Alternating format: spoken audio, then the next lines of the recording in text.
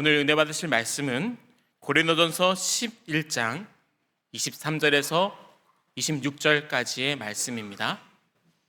고린도전서 11장 23절에서 26절까지의 말씀, 신약성경 277쪽에 있습니다. 제가 봉독하겠습니다. 내가 너희에게 전한 것은 주께 받은 것이니 곧 주 예수께서 잡히시던 밤에 떡을 가지사 축사하시고 떼어 이르시되 이것은 너희를 위하는 내 몸이니 이것을 행하여 나를 기념하라 하시고 식후에 또한 이와 같이 잔을 가지시고 이르시되 이 잔은 내 피로 세운 새 언약이니 이것을 행하여 마실 때마다 나를 기념하라 하셨으니 너희가 이 떡을 먹으며 이 잔을 마실 때마다 주의 죽으심을 그가 오실 때까지 전하는 것이니라. 아멘. 할렐루야. 오늘 종려주일 예배에 오신 여러분 모두에게 정말 십자가 예수 그리스도의 구속의 은혜가 날마다 새롭기를 예수님의 이름으로 축복합니다. 오늘은 성찬 예식을 거행하는 참 은혜스럽고 복된 시간입니다. 어떤 마을에 교회를 아름답게 지은 곳이 있었습니다. 우리 교회처럼 아름답게 예배당을 짓고 그 벽면에 우리는 십자가에 못 박히신 예수 그리스도를 믿는다라는 문구를 새겨 놓았습니다. 그런데 어느 날부터인가 그 담벼락에 담쟁이 넝쿨이 자라기 시작을 합니다. 그 담쟁이 넝쿨이 점점 자라더니 우리는 십자가에 못 박혀 죽으신 예수 그리스도를 믿는다에 십자가에 못 박히신이라고 하는 부분을 가렸어요. 그리고 나머지가 우리는 예수 그리스도를 믿는다 하는 것만 남았습니다. 시간이 조금 지나자 그 담벼락에 넝쿨이 점점 자라서 이제는 예수 그리스도도 가려버립니다. 남는 것은 우리는 믿는다만 남았어요. 그리고 세월이 조금 더 지나자 담쟁이 넝쿨이 더 번성하여서 그 벽면의 글씨를 다 가려버렸습니다. 아무것도 없게 되었어요. 저는 이 글을 읽으면서 우리의 영적인 실상을 참 잘 대변해 준다라고 생각을 합니다. 한번 우리는 십자가에 못 박히신, 같이 읽어보실까요? 시작. 우리는 십자가에 못 박히신 예수 그리스도를 믿는다.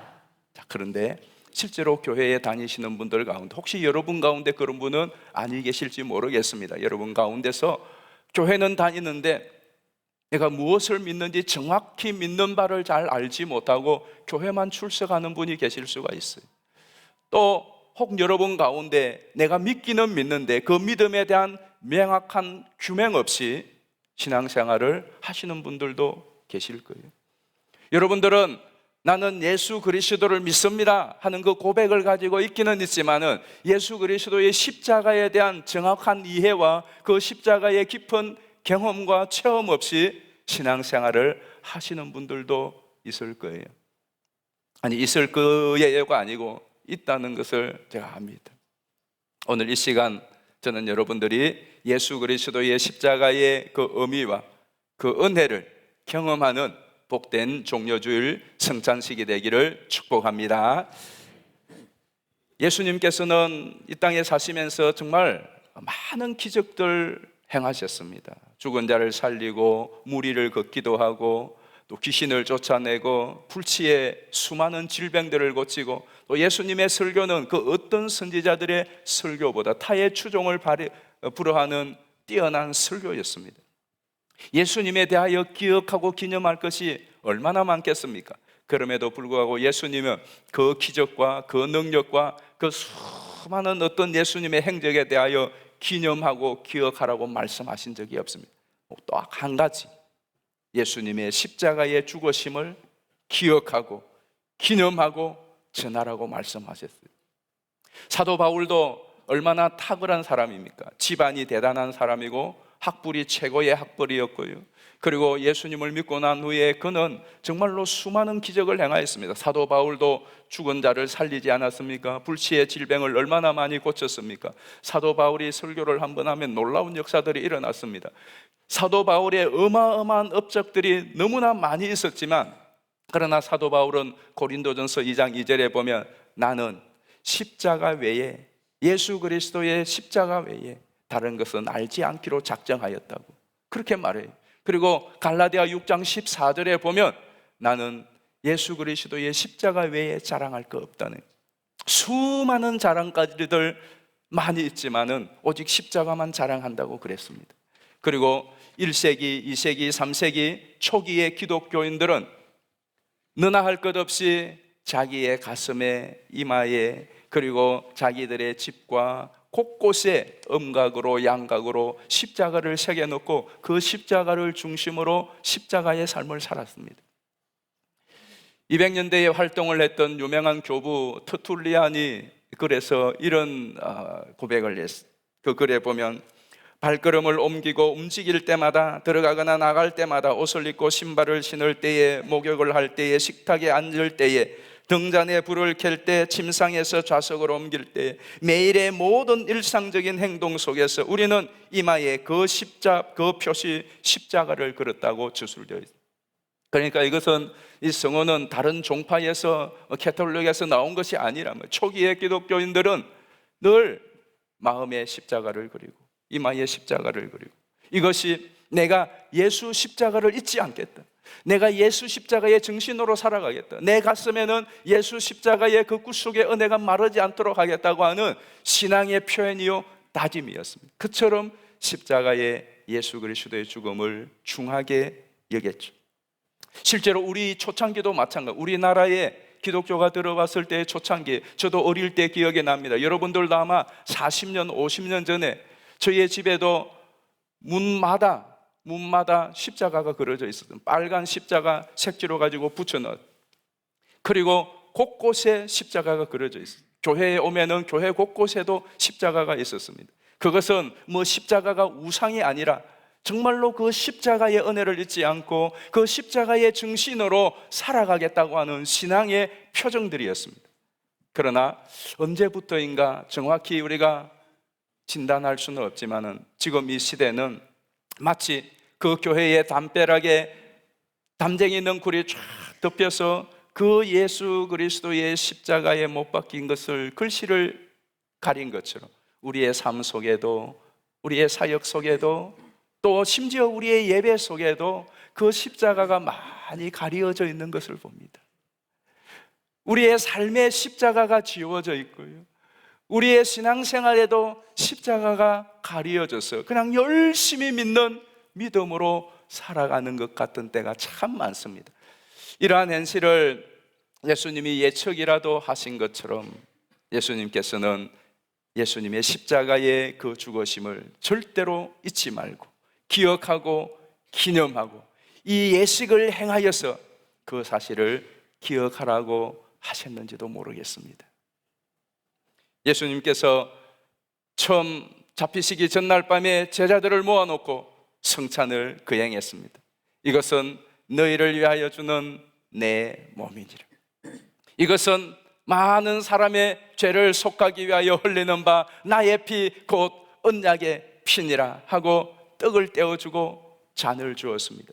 그때의 제자들은 이게 도대체 무슨 의미인지를 도무지 이해하지 못하고 그냥 의안이 분방하여 예수님이 떼어주니까 너희들에게 나누라니까 먹었을 게, 식사를 하시다가 갑자기 예수님께서 빵을 찢으시고는 이것은 너희를 위하는 내가 주는 내 몸이라고 말씀하신, 식사를 하시다가 갑자기 잔을 드시고는 이것은 너희를 위하여 모든 사람의 죄사함을 위하여 흘리는 바 언약의 피 곧 나의 피니라 그러고 잔을 주었단 말이죠. 제자들이 얼마나 황당했겠습니까? 아니 이게 무슨 말이에요? 6월절 어린 양의 피, 6월절 어린 양의 그 고기는 먹지만은 이게 예수님이 나의 피고 나의 살이라, 이게 도대체 무슨 말이냐? 그렇지만은 선생님이 주시니까 받아서 먹었습니다. 도무지 이해하지 못하고 의미도 모르고 첫 성찬은 그렇게 받았습니다. 그리고 다음날 예수님은 십자가에 못 박혔습니다. 십자가의 길에 예수님은 채찍으로 살점이 뚝뚝 떨어져 나갔고요, 그리고 그 십자가 위에서 피를 쏟으며 마지막에 물과 피까지 다 쏟으며 예수님이 죽으셨습니다. 그리고 3일 만에 부활하시고 하늘로 가시기 전에 너희에게 성령이 임할 것이라고 그 말씀을 듣고 제자들이 함께 기도하다가 열흘 만에 성령을 받고 나서야, 그때서야 그 십자가의 구속의 의미를 깨달았습니다. 그리고 함께 모여서 그들이 틀림없이 성찬을 하였을 것입니다. 그때의 그 성찬은 어떠했겠습니까? 처음에 성찬 아무 의미도 없이 이게 도대체 뭔지도 모르고 먹고 뭔지도 모르고 마셨지만은, 그러나 실제로 예수님이 말씀하신 것처럼 그 살점이 뚝뚝 떨어져 나는 십자가 행과 그 피를 뚝뚝 흘리던 그 예수님의 피가 우리의 죄를 구속하시고 우리를 위하여 주신 것이라는 사실을 깨달았을 때에 그들이 성찬을 받을 때 어떠했겠습니까? 그 성찬이 얼마나 뜨거웠겠습니까? 그리고 그 예수님의 성찬을 얼마나 힘써 애써 전하였겠습니까? 그렇게 예수 그리스도의 구속의 은혜에 감격하며 그 십자가와 부활의 복음을 전하는 내용이 우리가 지금까지 보아왔던 사도행전이고 앞으로도 보게 될 사도행전입니다. 그렇게 이 뜨거운 가슴을 가지고 주님의 말씀을 따라서 이 복음을 전하는 것이 고린도까지 갔습니다. 고린도 교인들도 이 십자가의 복음을 받았습니다. 그들도 예수 그리스도를 믿고 주일마다 모일 때마다 성찬식을 거행하였습니다. 얼마나 뜨거운 가슴으로 감격과 새로운 결단으로 이 성찬을 하였는데, 어느 날 그들도 시간이 지나다 보니까 마치 담쟁이 넝굴이 그들의 가슴에 예수님의 십자가를 가려운 것처럼 이 성찬의 의미를 잊은 채 그냥 종교의식으로 성찬을 대하고, 심지어 그 성탄이 팽가름을 하는 방편으로까지 사용되어지는 기가 막힌 상황에 와버린 것입니다. 자, 우리 한번 보실까요? 고린도전서 11장 18절이에요. 먼저 너희가 교회에 모일 때에 너희 중에 분쟁이 있다함을 듣고 어느 정도 믿거니와, 너희 중에 파당이 있어야 너희 중에 옳다 인정함을 받은 자들이 나타나게 되리라. 그런즉 너희가 함께 모여서 주의 만찬을 먹을 수 없으니, 이는 먹을 때에 각각 자기의 만찬을 먼저 갖다 먹으므로 어떤 사람은 시장하고 어떤 사람은 취함이라. 너희가 먹고 마실 집이 없느냐? 너희가 하나님의 교회를 업신여기고 빈궁한 자들을 부끄럽게 하느냐? 내가 너희에게 무슨 말을 하랴? 너희를 칭찬하랴?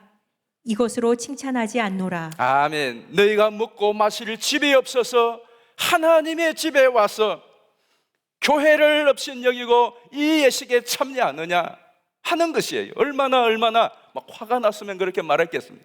그래서 바울이 권면하는 것이 오늘 우리가 읽은 말씀이에요. 자, 한번 우리 같이 11장 23절 보겠습니다. 시작. 내가 너희에게 전한 것은 주께 받은 것이니 곧 주 예수께서 잡히시던 밤에 떡을 가지사 축사하시고 떼어 이르시되 이것은 너희를 위하는 내 몸이니 이것을 행하여 나를 기념하라 하시고, 19에 또한 그와 같이 잔을 가지시고 이르시되 이 잔은 내 피로 세운 새 언약이니 이것을 행하여 마실 때마다 나를 기념하라 하셨으니, 너희가 이 떡을 먹으며 이 잔을 마실 때마다 주의 죽으심을 그가 오실 때까지 전하는 것이니라. 아멘. 예수님께서 똑같은 말씀을, 똑같은 예식을 십자가에 못 박히시기 전날 밤에 하셨지만은, 그러나 고린도전서에 나오는 이 똑같은 말씀은 그동안의 이 성찬의 예식이 의미를 잃어버리고 도리어 자기들의 부함과 잘남을 드러내고 가난하고 연약한 자들을 구분하는 상징처럼 되어버린 이 안타까운 현실에 사도 바울이 다시 성찬은 그런 것이 아닙니다. 성찬은 그렇게 참여하는 것이 아닙니다. 주 예수께서 잡히시던 밤에 이 성찬을 베푸셨던 것을 기억하십시오 라는 말씀이.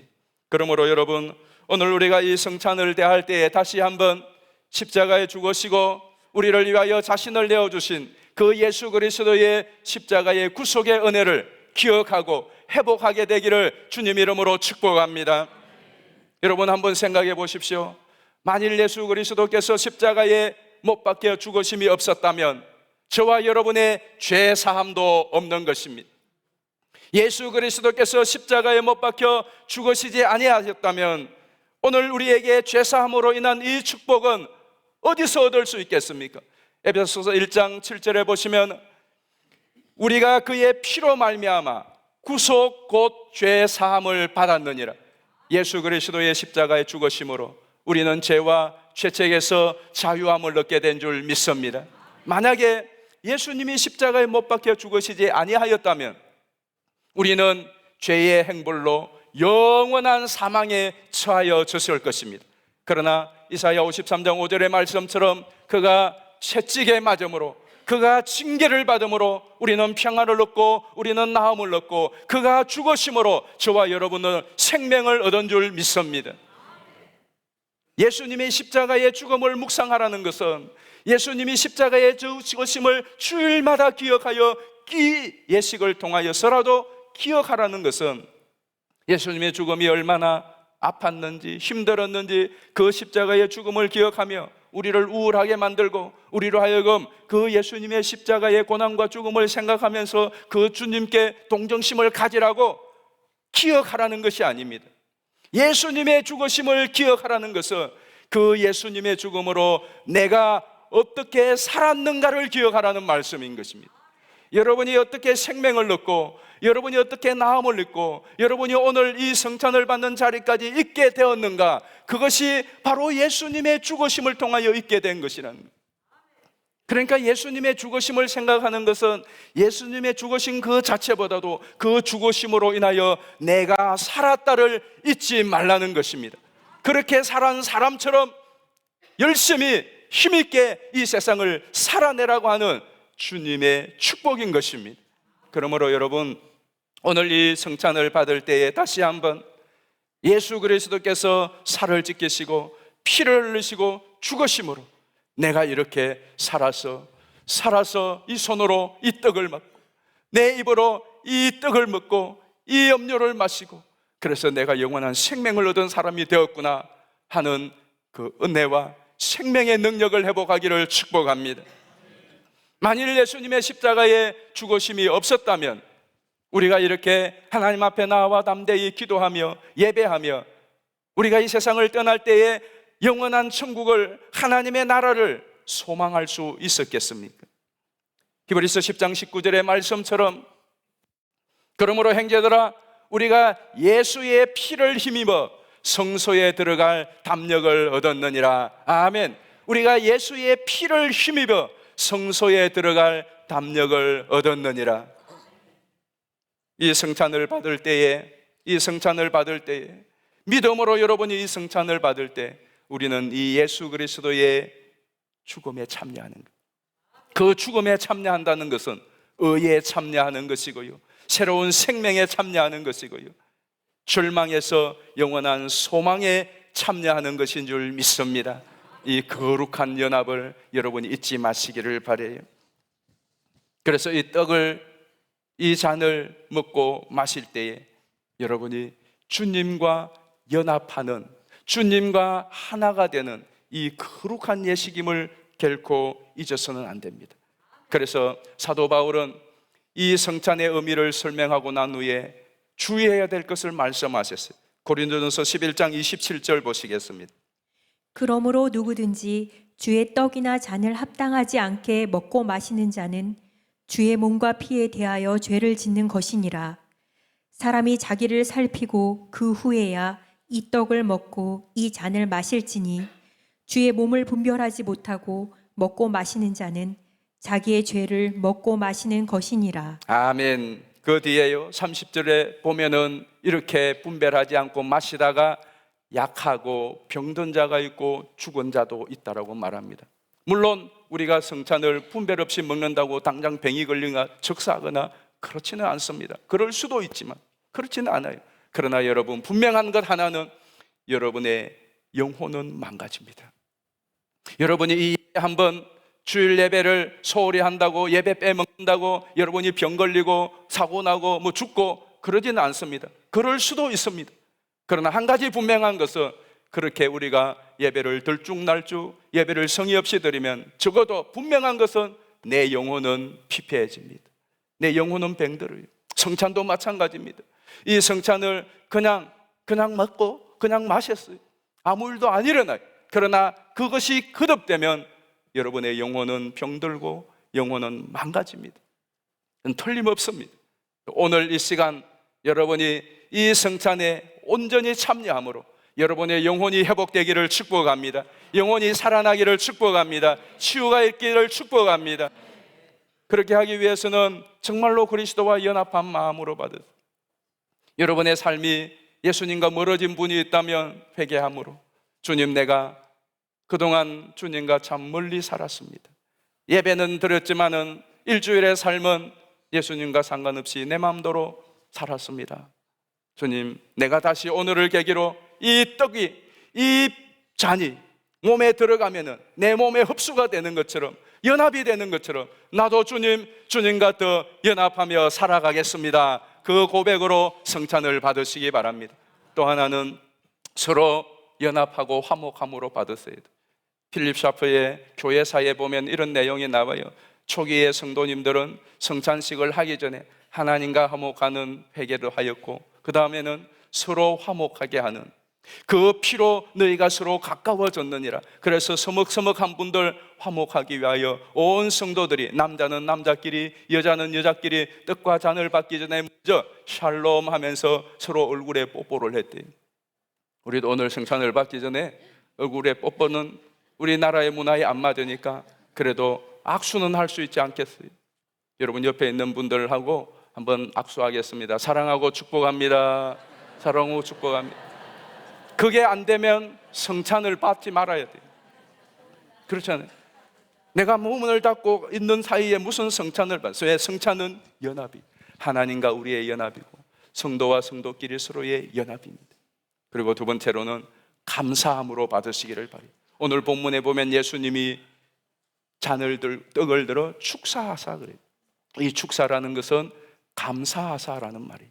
하나님께 대하여 감사하셨어요. 당신은 살이 찢기고 피를 흘리고 이제 내일이면 생명을 잃을 것인데 그게 감사한 일이에요. 하나님께 그 일로 인하여 감사하는, 무슨 감사겠습니까? 내가 이렇게 죽음으로, 내가 살 찢기고 내가 피 흘려 죽음으로 여기에 있는 이 제자들, 또 우리들, 이 사람들 구원하게 되니 저와 여러분의 구원으로 인한 감사인 줄 믿습니다.